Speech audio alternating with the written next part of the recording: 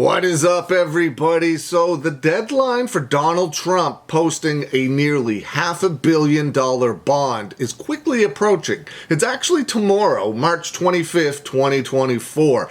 A lot of people are wondering what happens if Donald Trump does not post that almost $500 million bond. Well, the WashingtonPost.com, and it is linked in the description below if you want to go have a read for yourself, has posted a great article on what could happen, what may happen if Donald Trump is not able to or just doesn't post that bond. Let's go over it and see what could happen. The headline reads, what could happen as Donald Trump faces a deadline on $500 million bond?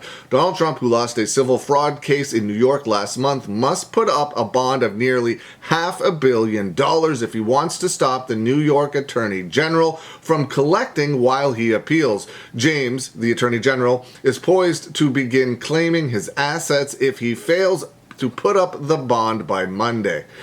His lawyers have already told the appellate court that they tried to get a bond through 30 different insurance companies, but none of them offered one because they would not accept real estate, which accounts for most of Donald Trump's wealth, as collateral. They wouldn't take his real estate as collateral. And selling off golf courses and or hotels generally takes much longer than a few days or weeks, time Donald Trump no longer has. Here are some of the scenarios experts say could be the most likely to play out over the next couple of days. Nothing could happen immediately. The appeals court generally issues rulings on Tuesdays and Thursdays.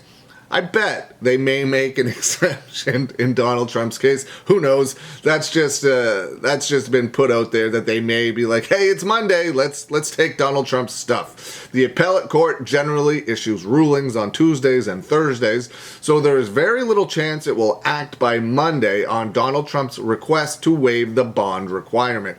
If it doesn't, and if Donald Trump doesn't post a bond by then, legal experts say there is nothing from preventing James from calling on the New York City sheriffs or on city marshals to begin seizing his assets.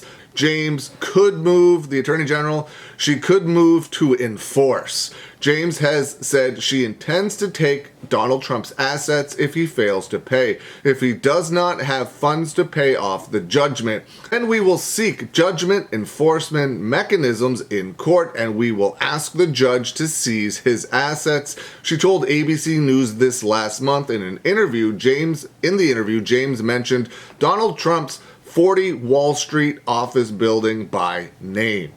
Experts say James would probably start with his New York properties, partly because the LLC that owns two of them, 40 Wall Street and his Seven Springs estate, are in Westchester County, are defendants in the fraud case. James's office already filed the judge's judgment with a court in Westchester County, a first step towards seizing the Seven Springs property, as CNN reported. Once she has the judgment lien, what she can do is foreclose on that judgment lien and essentially mandate a sale of the property to satisfy the judgment. James could decide to move against Trump on multiple fronts, which would make an unprecedented showdown with the GOP nominee for president. She could start by issuing a subpoena to learn more about what assets he has and where they are located. Adam Pollack, who formerly served as Assistant Attorney General in New York, said she could also begin scheduling auctions of his properties. Could you imagine the people that would show up to an auction for Donald Trump merchandise, for Donald Trump's stuff? It would be unreal. I suspect the amount of money that most of that stuff would go for would be absolutely insane. Of his properties in New York or filing liens against his properties in other states, a step toward acquiring them as well. To get the full amount, she may need to take more than one or two properties, and she would get to choose which ones to go after. Of course, Donald Trump could also just, find the money. I'm surprised that somebody already hasn't come forward to offer Donald Trump, or a group of people to offer Donald Trump that $500 million, that nearly $500 million. Maybe they're going to, maybe they're just waiting to the last minute to see how it plays out. But Donald Trump definitely has some really, really rich friends across the world. So I'm pretty surprised no one has just jumped up and be like, here you go. Donald Trump could find a well-to-do person or several people to come to his aid and lend him the money to put up the bond. A person with Trump's wealth would normally be able to work with the bank, which is used to taking real estate as collateral to get a bond issue. But Trump has few banking relationships remaining, records show, and has limited access to banks, makes getting a bond much more difficult. The parent company of Trump's social media platform, Truth Social, is going public following investor approval on Friday, just a couple of days ago. His stake in the company at Friday afternoon's share prices is worth about $3 billion.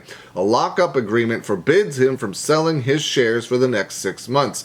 He could ask members of the company board, many of them close allies, to waive that provision so he can sell the shares, but experts said doing so would risk driving the stock price down. Trump could also explore borrowing against his shares to put up the bond, but that could be complicated by the lockup provision. Another option is that the appeals court could just step in. The easiest way out of this predicament is for Donald Trump to get a lifeline from the New York Supreme Court Appellate Division. Donald Trump's attorneys have asked that the court reduce, delay, or waive the bond requirement. The court could say that Donald Trump does not need to post a bond at all until his appeals is over and he loses, or the panel could allow him to post a smaller bond. Trump's lawyers recently asked an emergency appeals judge to allow them to post a $100 million bond, but the judge denied that request. A full panel is now reconsidering and could rule any time. Trump files for bankruptcy. This is another one that has been going around. As the Washington Post detailed recently, legal experts and some of the people in Trump's camp recognize that filing for bankruptcy would probably push all these problems down the road by months or maybe years. Trump wouldn't escape his debt to the court, and in fact, interest would still continue to occur, but the clock would stop ticking on his need to immediately put up a bond. New York would have to get in line with other creditors and ask a bankruptcy judge to get paid. Filing for bankruptcy could come at a political cost for a candidate who has marketed himself as a very savvy businessman. People close to Trump told the Post this week that he is not considering it, but he has done it before, and he only has so many options left. Could you imagine? I don't know if this has ever been done before, but could you imagine somebody running for president of the United States, the most powerful country in the world? That person running for president files for bankruptcy. That may be a first. I don't know. Maybe it's happened before. I don't remember. But that would be an absolutely crazy thing to see happen. Do you think him filing for bankruptcy while running for president could cost him the election? What do you think of all of this? Let me know. Leave some comments below. I hope you're having a good day, and I will see you again soon.